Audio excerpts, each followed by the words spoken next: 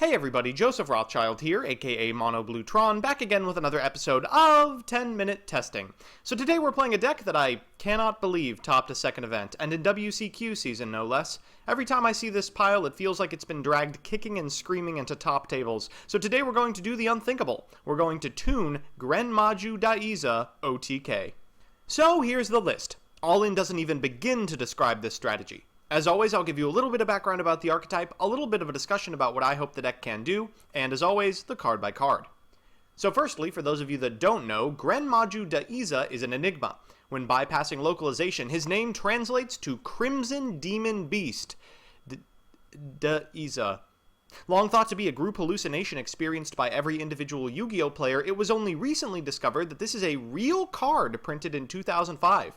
GREN MAJU Da EIZA gains 400 attack points for each of your own removed from play cards, and in today's metagame that racks up to 8,000 almost immediately.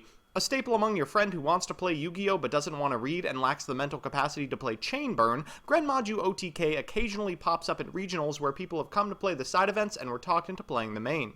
As a result, not many people have spent a lot of time tinkering with lists, and card choices are routinely explained away as, well, this is what I had on me at the time. As a result, this is what I've come up with. Shockingly, GREN MAJU OTK has actually received a fair amount of buffs over the last few sets, which is about the worst sentence the English language can produce. This list is designed to take advantage of those goals while making use of our unfortunately limited playmaker, Grinder Golem, but thanks to the dark side of dimensions, we do have a way to find him, so despite his unfortunate inclusion on the list, we get to play 4. We're increasing our chances of finding Grinder Golem by playing as many ways to filter our deck as possible, even the ones that occasionally turn him off, since we can always just play Battle Fader and pray we don't die. We're aiming to Inferno Tempest, and unlike previous versions of the deck, because of Nightmare Cerberus, we don't even have to devote a whole lot of slots to stopping the Golem from turning around and smashing us for lethal. With Necroface instantly accessible, Pot of Desires coming out of our ears, and board wipes for days, we've got a reasonable chance to steal games by attacking with a GREN MAJU sans Grinder Golem at all. So with that, let's get into the card by card.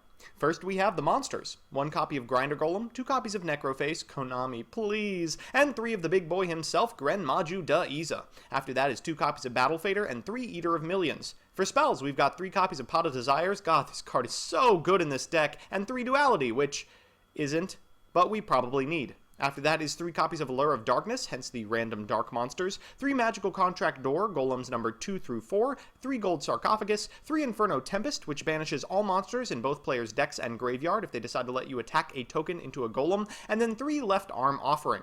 This card can find Tempest or Contract Door, it's usually finding the latter, but it's also a neat combat trick if you've got a GREN MAJU. Banish your whole hand, get a Desires, and boom, at least 4,800 attack. For our bad 2-ofs, we've got 2 DDR to find GREN MAJU's post-Tempest or post-Necro, 2 Called to the Grave because we do lose a lot to Valor and usually Droll, 1 Regeki, and 3 Evenly Matched.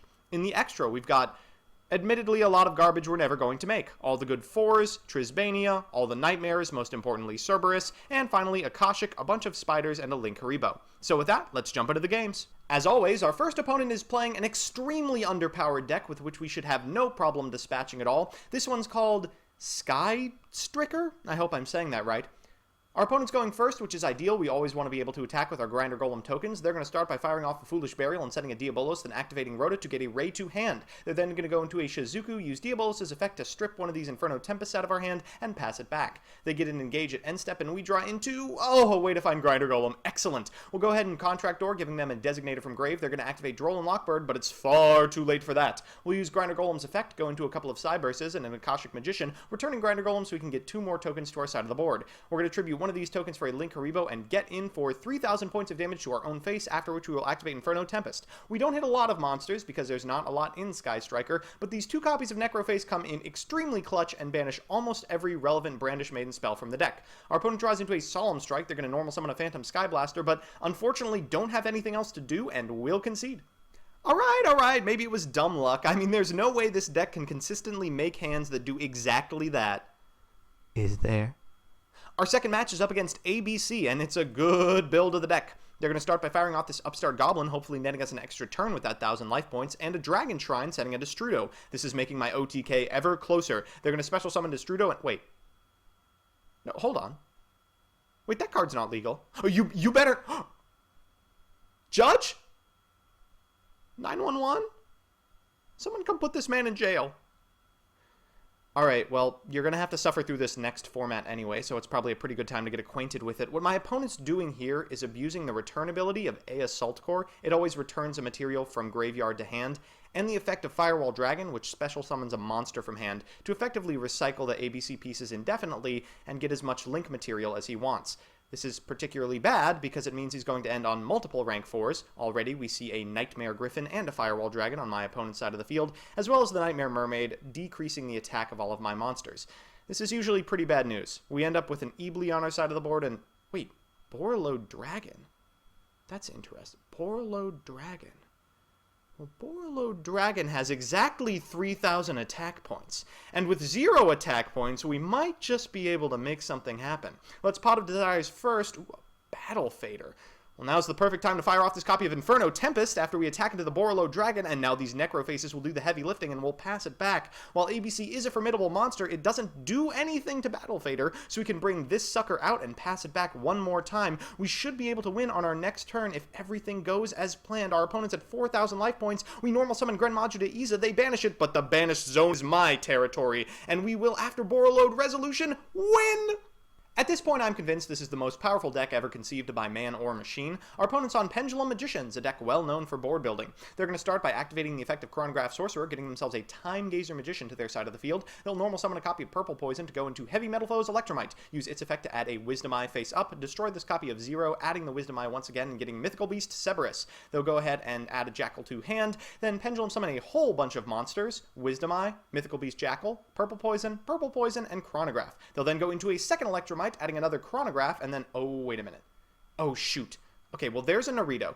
So we're going to have to play through a Jackal and a Naruto. I think we can do it. We'll start by Gold Sarcophagusing. We'll get ourselves a copy of Necroface to the banished zone. Our opponent's going to negate the Pot of Desires. Wait! Now we can Regeki, and because they negated Pot of Desires, we can fire off a second one for 10,000 damage! I have taken the red pill. I know now that not a single living deck can stand up to mine. So we might as well try it against decks that will literally never exist. This is a sort of Brandish board building strategy which aims to use the extremely powerful and flexible suite of Brandish spells alongside really good link monsters like Isolde and Needle Fiber. I say it will never exist because in the TCG there is no way that the Sky Strikers are going to be legal at the same time as Needle Fiber. No way. Our opponent's going to start by firing off this copy of Brandish Startup Engage, getting themselves a copy of Hornet Drones, activating it to get a token, go into Kagari, and add this Brandish Startup Engage back to the hand. Boy, that's fun. Afterwards, they're going to make another token with another copy of Hornet Bit, go into a Hayate and a Shizuku, and end on a Cleafor Genius. Rescue Ferret's going to get a couple of Phantom Knights to their side of the board, and ooh, an Orbital Hydralander too. They're then going to go into an Isolde, getting a Warrior to hand, and sending a copy of, oh boy, the Bamboo Swords to graveyard. The Bamboo Swords are just incredible with Isolde, and here come the usual suspects. Crystron Needle Fiber, Vylon Sphere, Summon Sorceress. You've probably seen these three in basically every degenerate FTK for the last 5 months. Our opponent's going to do classic things with Summon Sorceress, getting as many Phantom Knights on their side of the board as they can before ending on a couple of Orbital Hydralanders and a whole lot of set cards. We draw into a Gold Sark, we'll fire off this Duality, and ooh, a Regeki. Well, we'll go ahead and activate that. They're going to destroy the monster on our side of the board, and that cleans up just about every monster problem. They do get to add a whole bunch of stuff back to hand, a Golden Bamboo Sword, but afterwards we can use this Gold Sarcophagus to banish a copy of Necroface and get a couple more cards out of their deck. They're now down to 11. They're going to use the effect of Ancient Cloak, then the effect of Silent Boots, then special summon a copy of Orbital Hydralander, use Shade Brigand and Silent Boots again to go into Apprentice Witchmaster, and then... you know, actually, I think we can beat this board. They're going to attack us directly. Here comes the Battle Fader, and all we have to do is out this specific one, and they should be completely out of stuff to do. We're going to fire off another Duality, and... whew, not great stuff, but this Eater of Millions might be good fodder for the... oh my god, we found an evenly matched off the Allure! Okay, they're down to tokens. Let's see if we can do it. We're going to fire off another Gold Sarcophagus. There's another Necroface. They're at 4 cards in deck. Not a lot left in hand. They mostly search things. They'll activate a Golden Bamboo Sword, and they don't have the resources left in deck. I have ascended. In the eyes of GREN MAJU, I am beautiful. I am... what the hell am I playing against? Oh, no. Okay, so this is something I didn't account for. Someone else trying to banish cards. This is doubly problematic because it looks like we have bricked. Oh boy, I guess we're going to keep the evenly matched alive and hope for the best.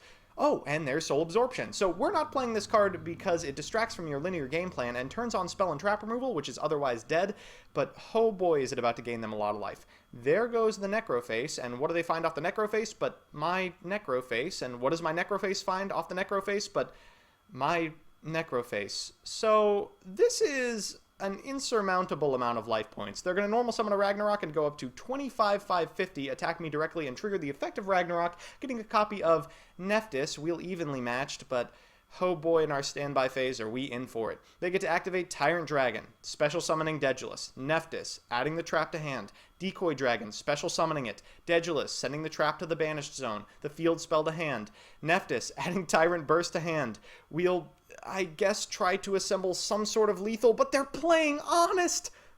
Oh no. Oh god, we are just completely dead. We flew too close to the banished sun, and boy, were we ever punished.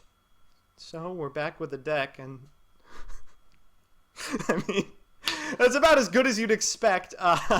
You'll notice there was a complete lack of game 2s or game 3s in this video. That's because this strategy works exactly one time. Then your opponent realizes they need to board into single monster removal and ghost ogres, not into more cosmic cyclones and hand traps against this catastrophically linear strategy. Like Time Lords, it is fantastic against opponents who have shut down all reactive brain functions in order to best optimize their opening play, and against Goki and the like, sometimes evenly matched just wins you the game no matter what garbage you're playing. While we picked up some stupid wins against Sky Strikers, this time I can't imagine it's consistently great to banish all the monsters from a deck that can go off with a single Hornet drone anyway. But who knows? If the prevalence of board-building decks like ABC and Goki continues, and interactive or OTK strategies like Dinosaur drop off, you might hear Attack for 45,000 at your next WCQ. So that's that. I had fun with this one, in case you couldn't tell. If you want to see me play the decks I make on this show on stream, I'm on twitch.tv/monobluetron every Tuesday and Thursday from 10 to midnight Eastern Standard Time, and if you have a certain idea for a deck or archetype you'd like to see me play on a future episode of this show, let me know in the comment section below and I will do my best to accommodate you. Otherwise, I'll see you Wednesday.